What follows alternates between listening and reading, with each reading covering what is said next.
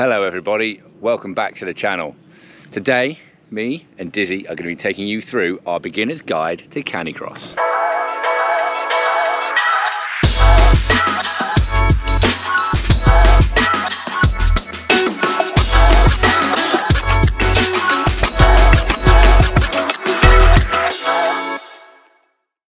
So Canicross is the sport of running cross-country with your dog. The dog is attached to you via a bungee and you run along together to complete the course.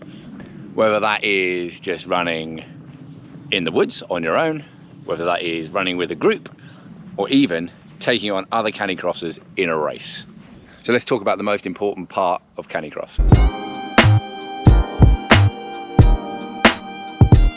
Canicross is brilliant. It can be for all dogs, not just the big ones with go faster spots, but there's a couple of simple rules to make sure that it is right for your dog. Firstly, age.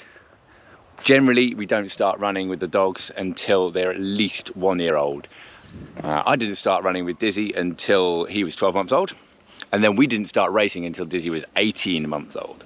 Equally, you might need to think about the fitness of your dog if your dog is older. So is your dog going to be fit enough to run 3, 4, 5 miles, 10K?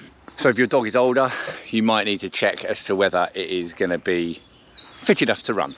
The same goes for reactive dogs. Canicross is amazing for so many reactive dogs. But you know your dog better than anyone else. It might be worth checking out how it works and going and checking out a group, but without the dog, just to check as to whether it is going to be the right environment for your dog. 2 top tips for this section on dogs. I would always recommend, before you start, getting a vet check done. We did this with Dizzy, just to check all his joints, his heart, and all that kind of stuff, to check he was going to be fit enough to run with me. And, top tip, start with 1 dog. So let's talk about the equipment you need.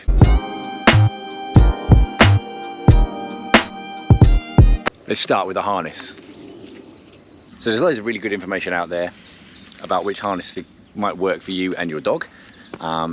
Another top tip is to go and join up with a group, and lots of Canicross clubs across the country will have a huge kit bag with loads of different types of harness. This one is one by Non-Stop.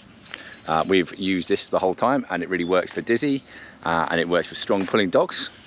You also need to wear a belt. These belts go around your waist or your hips.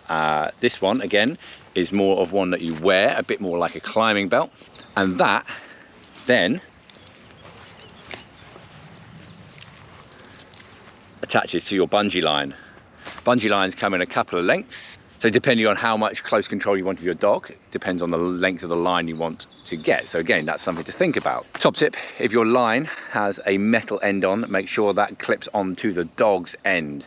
Therefore, when you have to release, if you have to release in an emergency, there is not a piece of metal flailing around behind the dog. Other equipment, obviously you want to be out in running kit, but bear in mind that Canicross usually is a autumn, winter and spring sport. So you might want to dress for the season, and with that in mind, shoes, trail shoes, because it is cross-country running, are always best. There are 10 million opinions on YouTube as to which shoes you should be wearing, so I'm not going to join in on that.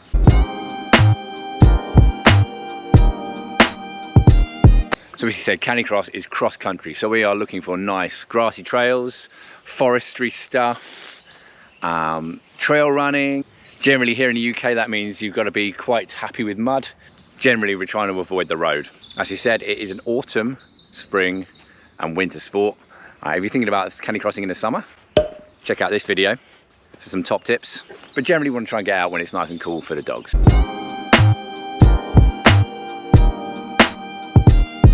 So when we first start, we start off with a really low distance, obviously because it's brand new to them. And you want to build them up gradually, just like you would do with your own running if you were doing something like a couch to 5K. I think mine and Dizzy's first run was about a mile, and we kept building up from there and there. And we didn't actually do 10K until Dizzy was 18 months old. So building up the distance is really, really important.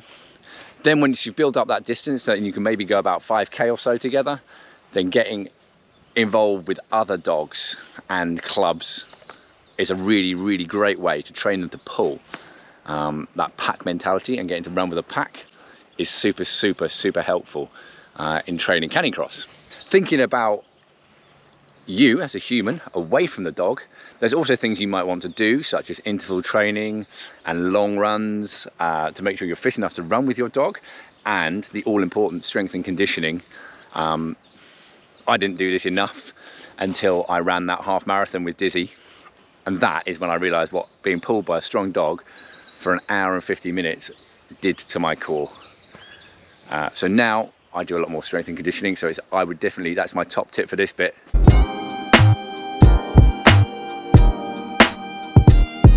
So some really basic commands you can start training from when they're puppies, before they even run, is your go command, your stop command, and your left and your right. There's some great videos on how to do this. I'm going to link to them down below. Other ones you might want to think about are a behind command for when you're going down a steep hill, an on-by command when you want the dog to ignore any distractions or just carry straight on, and a line out, which is what you want to do when you want to start a race. We've got a video on line out training.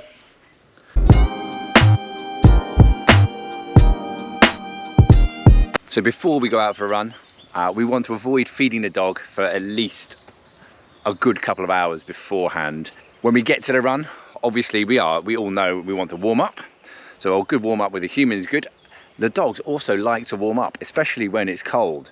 There's various little massage routines you can go through to warm the dogs up, and even just gently walking around, having a sniff, letting the dog do dog stuff, just gets them ready and in the zone. So after you run, it's always a good idea. First thing to do is to try and rehydrate your dog. There's loads of different rehydration drinks you can use if you want to go fancy, or just plain old water is going to be just as good. So dog rehydration straight after the run is key. Check your dog for any scratches to their pads, injuries or anything like that, to make sure we're all healthy still after the run. Maybe give him a little snack. Dizzy always gets a nice little snack when he gets back to the car. It's a reward for his run. And then just generally allow your dogs to recover. Sometimes taking them out for a little sniff around is going to calm them right down, because they get really pumped after the run still. Once you've got going, and once you've been going a while, you might want to enter a race. That could be a cool thing to try and do with your dog. If you want to think about entering a race and you don't know where to start, check out this video, and it will be all our information on what to expect at a Canicross race. Most important part of running with your dog is to have fun. You're out to enjoy your time together. You're out there to work as a team. So make sure you always set your dog up to succeed. So whether that is finishing on a bit that you know they're going to run really well at, or when they're really running well, finishing the run. Make sure it is nice and fun for the dog, and they will love doing it, and they will definitely want to do it again, as will you. Canicross is so addictive, so make sure you get out there and you have some fun. That is it for our Canicross beginner's guide. And from me and Dizzy, we will see you on the next one.